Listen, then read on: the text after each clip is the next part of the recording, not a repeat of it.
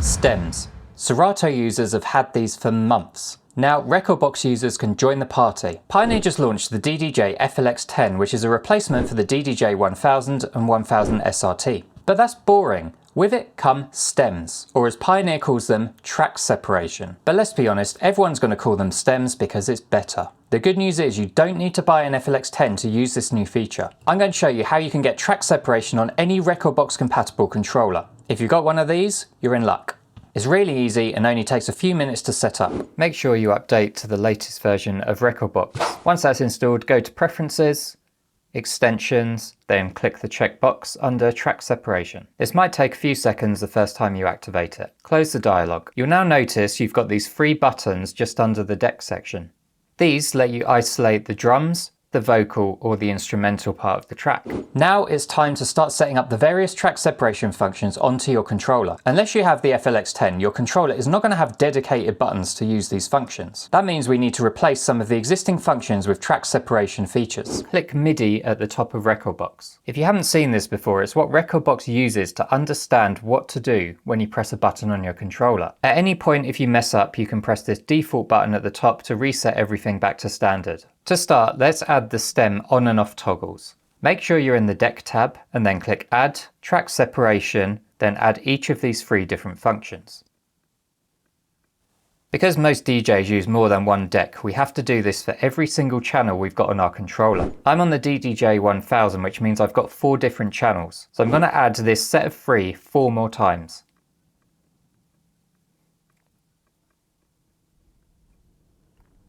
You'll see this little drop down next to the different items. This tells Rekordbox which deck you're talking about. The first 3 are for deck 1, so let's set the next 3 for deck 2.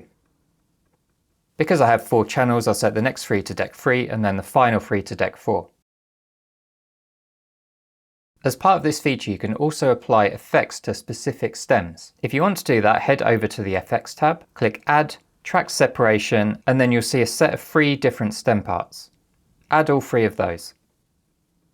Finally, if you want to control the volume of the different stems, you can head over to Mixer, click Add Track Separation, and then map these as before. Once again, do this for all the decks you have.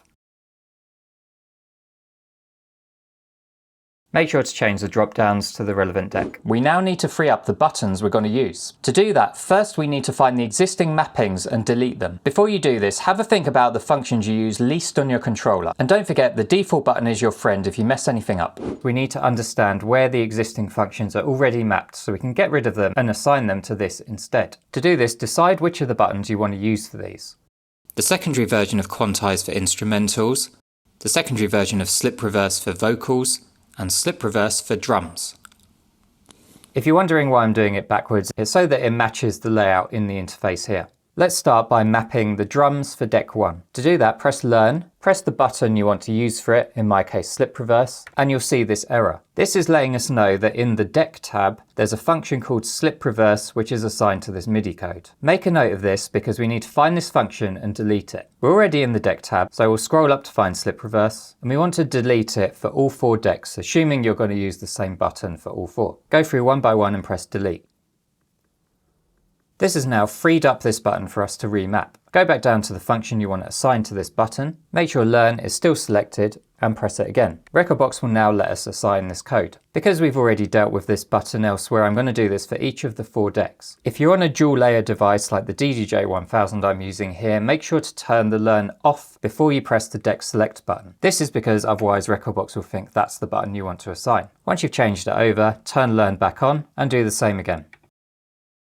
The next one I want to map is the vocal because it's in the middle. For this, I'm using the secondary function of Slip Reverse, which is reverse. So I click on vocal, make sure Learn is selected, press Shift and Slip Reverse, and I get a similar error message showing us in the Deck tab, I need to get rid of the reverse function. Scroll up, delete reverse. Because I was just using deck 3 and deck 4, I'm going to turn Learn back off, swap back to deck 1 and deck 2, turn it back on, and map the button. Do this for all 4 decks. Finally, do the same for the instrumental stem.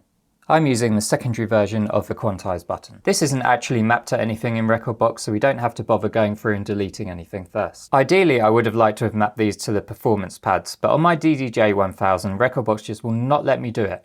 If I'm being an idiot and you've worked out a way to do this, let me know in the comments. Next, let's do some mapping for the isolation effects on the stems. Head over to the Effects tab. On my controller, just so it matches the layout in Rekordbox, I'm going to use channel 3, channel 1, and then channel 2. Same process as before. First we need to find out what these functions are mapped to already. I'm going to press Learn and then activate the secondary function on channel 2.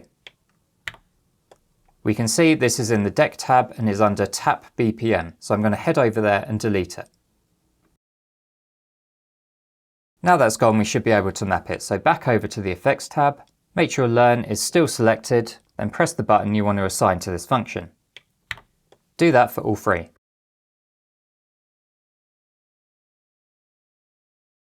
If you want to play around with the part isolation mode, go into the Mixer tab and repeat the process. I'm not going to do it in this tutorial because frankly I've run out of buttons to map this to, but I'll leave it in my MIDI mapping in case you want to do it yourself. If you have a DDJ 1000, I'm going to add the mapping I made in this video to the description. Are you going to be using stems in your sets? Let me know in the comments. Even if you aren't, there's another Rekordbox feature I want to tell you about that helps you create killer DJ edits. And almost nobody knows about it. Have a look at this video next where I show you the mysterious Rekordbox edit mode.